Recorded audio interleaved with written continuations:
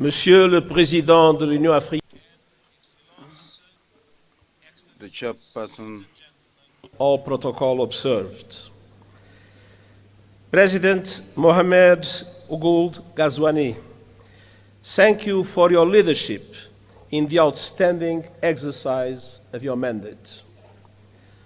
President João Lourenço, President João Lourenço, I commend you and I look forward for the opportunity to work with you as a new chair of the Union.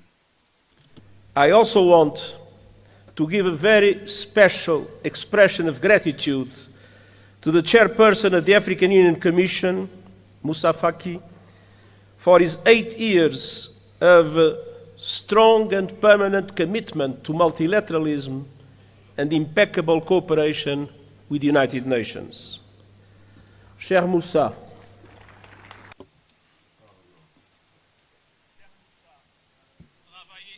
dear Moussa, working with you was a privilege, a pleasure, and an honor.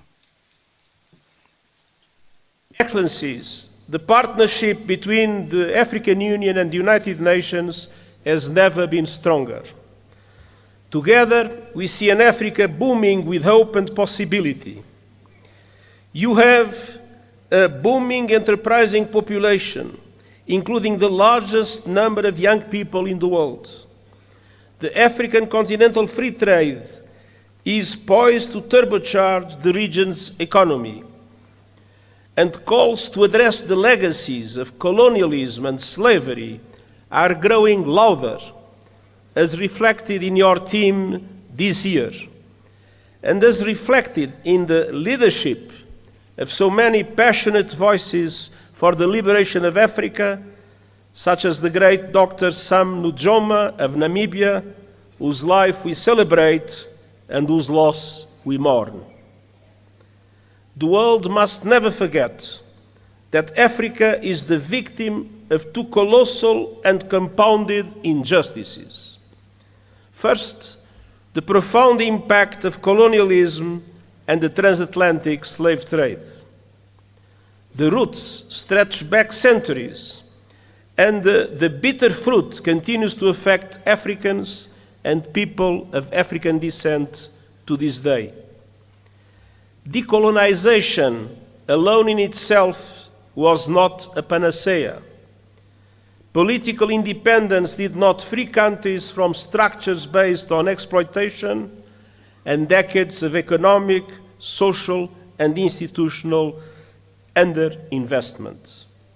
It is high time for reparatory justice frameworks to be put in place. Second, Africa was under colonial domination when today's multilateral system was created, and that injustice endures. Look no further than the United Nations Security Council. There is no excuse that Africa still lacks permanent representation in the 21st century.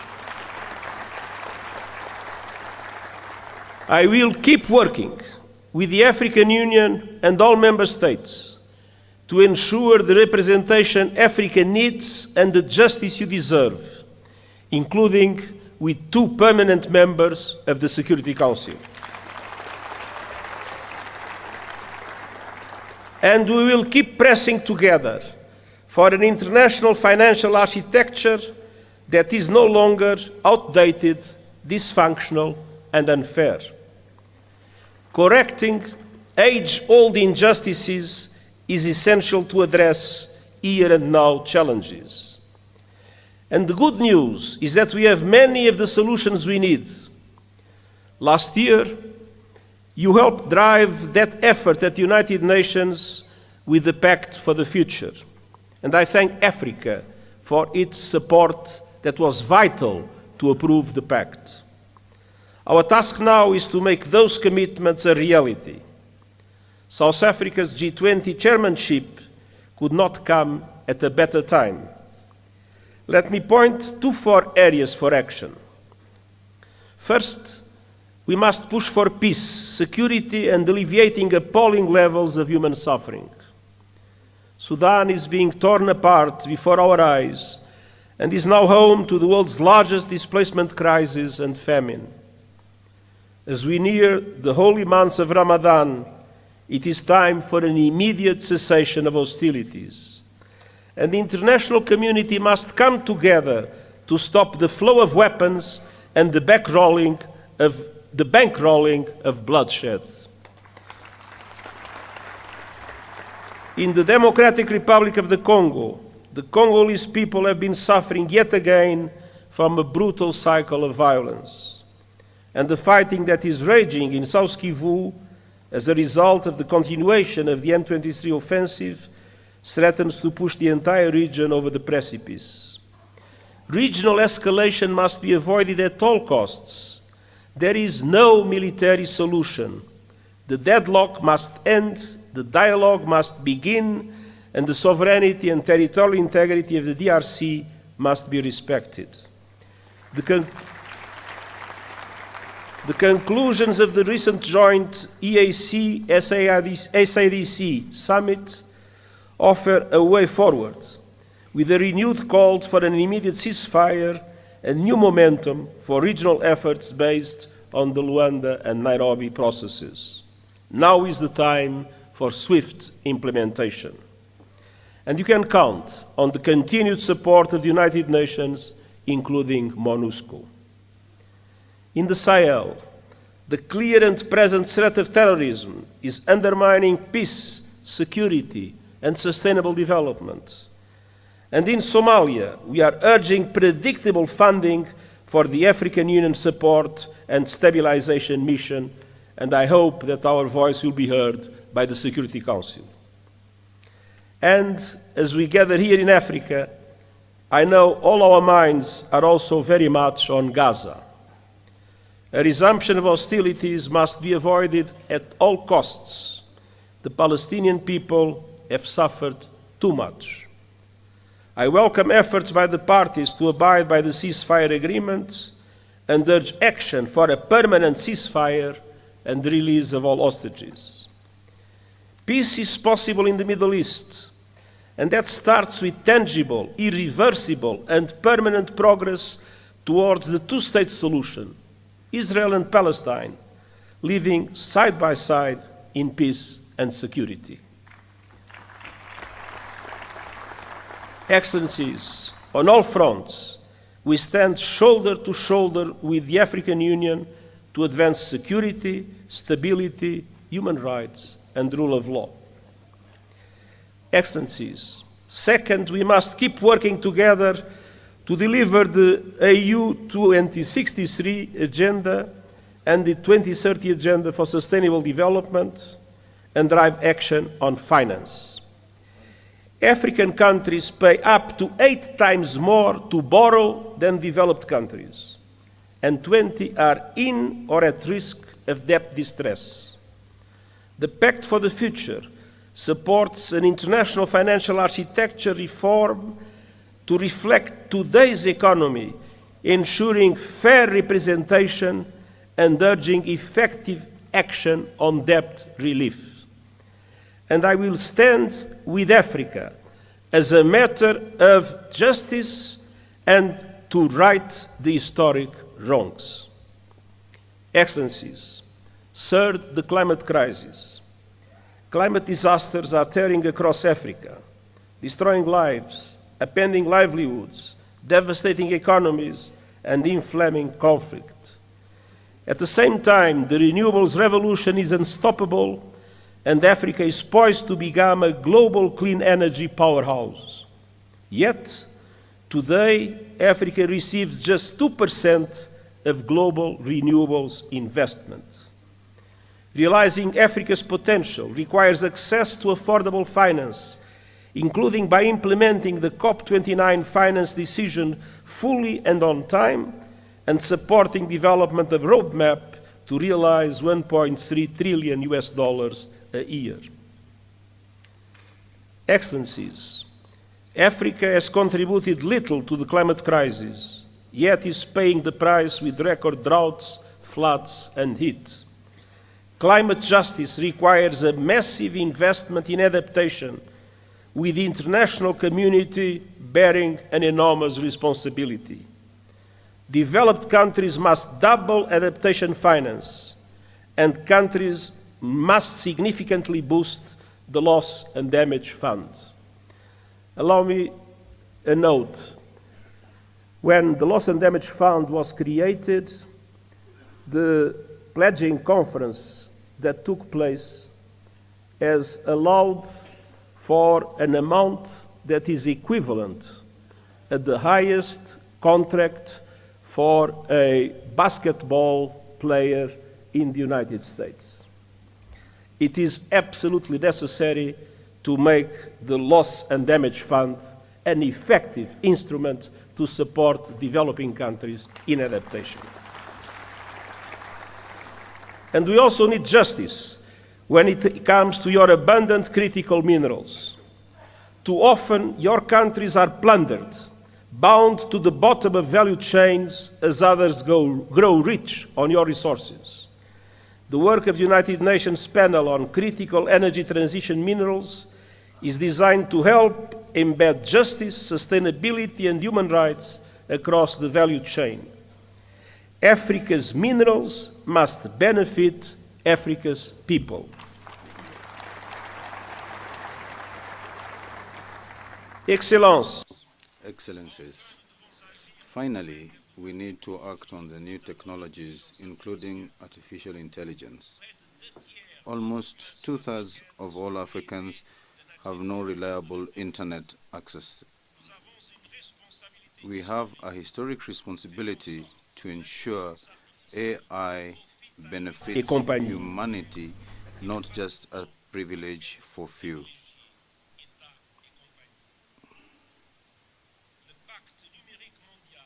The Global Digital Pact shares the ambitions of the African Digital Compact: universal connectivity, capacity building, and responsible AI governance. I will share a model on capacity building so as to assist the Global South to use AI for the common good. Together, let's ensure these commitments are honored.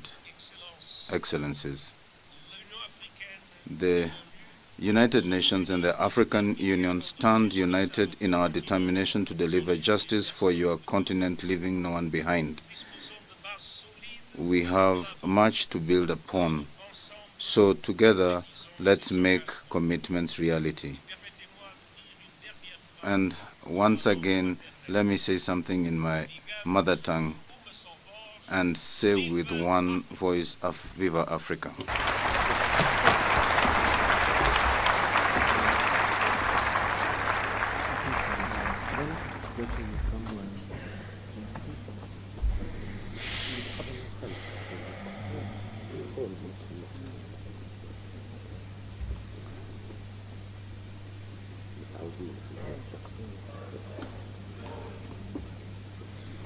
Thank you, Your Excellency, for your statement.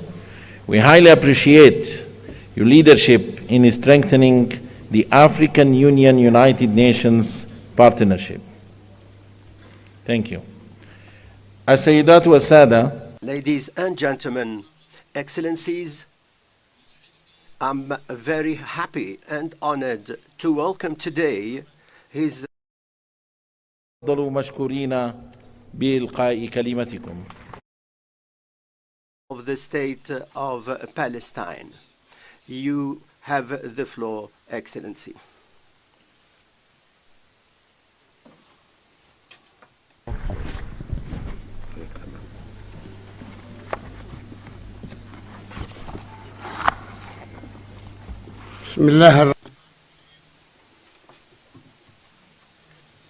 Excellency Mohammed Wild al-Ghazwani, President of the Republic of Mauritania and the Chairperson of the African Union. Excellency Prime Minister of Ethiopia, Mr. Abiy Ahmed, Excellency Moussa Faki, Chairperson of the African Union Commission, Excellency Mr. Antonio Guterres, Secretary General of the United Nations, Excellencies, ladies and gentlemen, good morning to all of you. At the outset, I wish to extend our congratulations to Excellency President João Lourenço, President of the Republic of Angola, for becoming the chairperson of the African Union for the year 2025. We wish him full success. We extend our thanks to His Excellency President Mohammed Ould El-Ghazouani for his chairmanship of the previous session of the African Union. I'm very happy to meet once again with you and on behalf of the Palestinian people, who have a great deal of esteem to the people and the leaders of African states. We are proud of our friendship with them. They have always provided to us a faithful support to our just struggle for freedom and independence. Heads of state and delegation, at the time when we are working with countries in the world and international organizations to consolidate the ceasefire and provide more humanitarian assistance, and at a time when the state of Palestine is fulfilling its mission in the Gaza Strip to assist the refugees and to go back to their areas and to provide the living conditions for our people, and to, as we are preparing for the reconstruction, we hear calls for deporting our people from their lands and affecting the sovereignty of other countries. These calls are meant to distract the world from the war crimes and the genocide and the destruction in Gaza, in addition to the crimes of colonization and the settlers grab land and annexation, in addition to attacks against holy shrines in the occupied territories and Jerusalem. These are carried out by the forces of occupation and the gangs of settlers. The aim is to destroy the possibility of a two-state solution for the Palestinian cause. Today, more than 2,300,000 people live in Gaza, including 1,500,000 refugees, 1,500,000 refugees who were forced to leave their country in 1948. They suffered from more than 50 massacres by the terrorist Zionist gangs. The only place they can go back to is their cities and villages from which they were expelled during the Nakba. In implementation of UN Resolution 194, which calls for the return of Palestinian refugees to the cities and the villages from which they were deported, and that they would be compensated for the harm they suffered. We reaffirm our complete rejection for all the calls aimed at deporting the Palestinian people from its land. This will keep the region in the cycle of violence instead of going to peace creation. It is an illusion for people to believe that they can have a new century agreement or to deport our people by occupying our land. In this regard, we hail the positions of the countries that rejected the calls for deporting our people from their land and stood by our side to defend their rights. We highly hail the position of the African Union and its member states in this regard. The Israeli colonial practices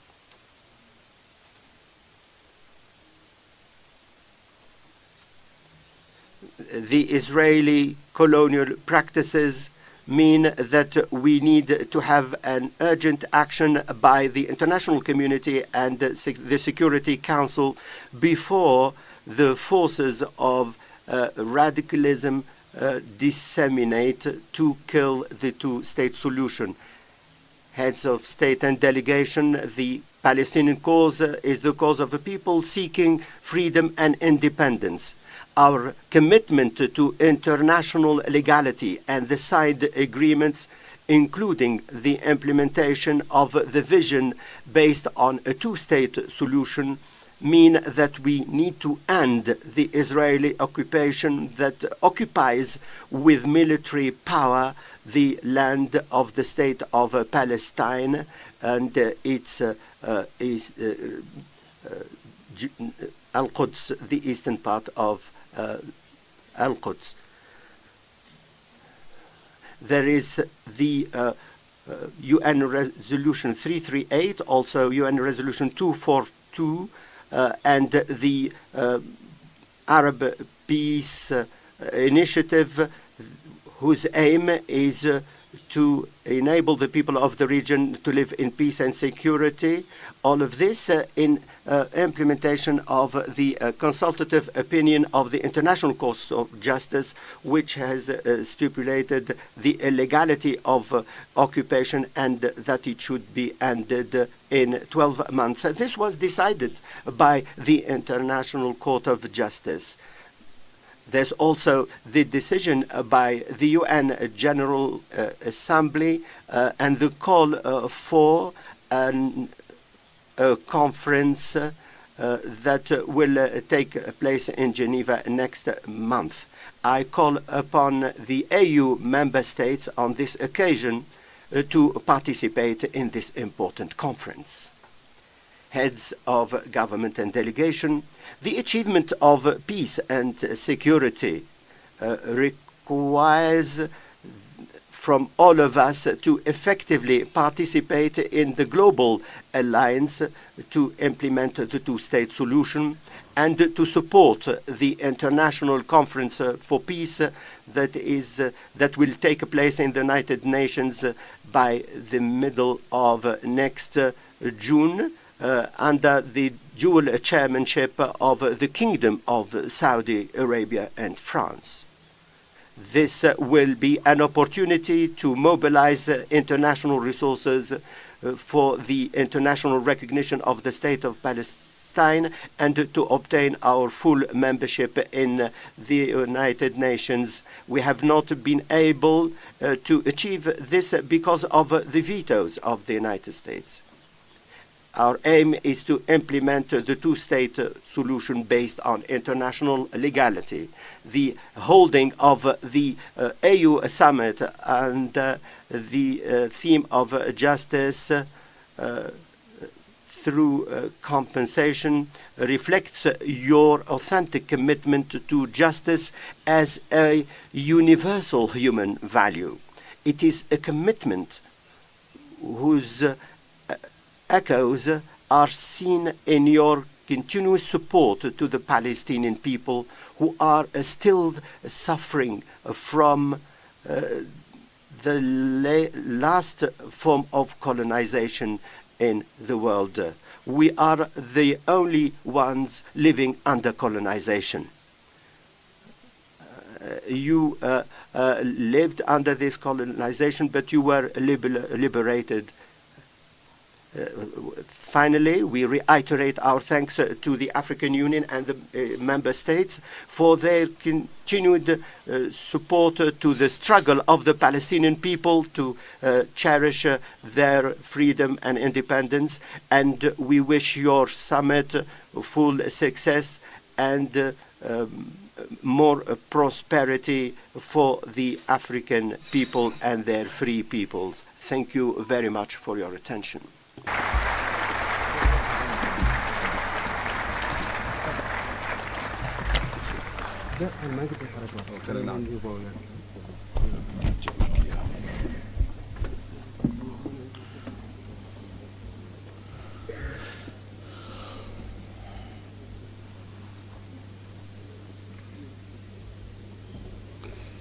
شكرا.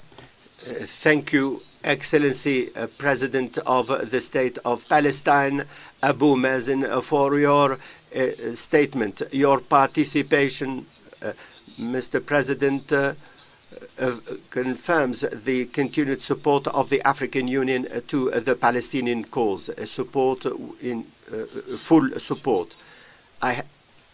We invite His Excellency Muhammad Sheikh Al-Ghazwani, President of the Islamic Republic of Mauritania and Chairperson of the African Union, to deliver his opening remarks.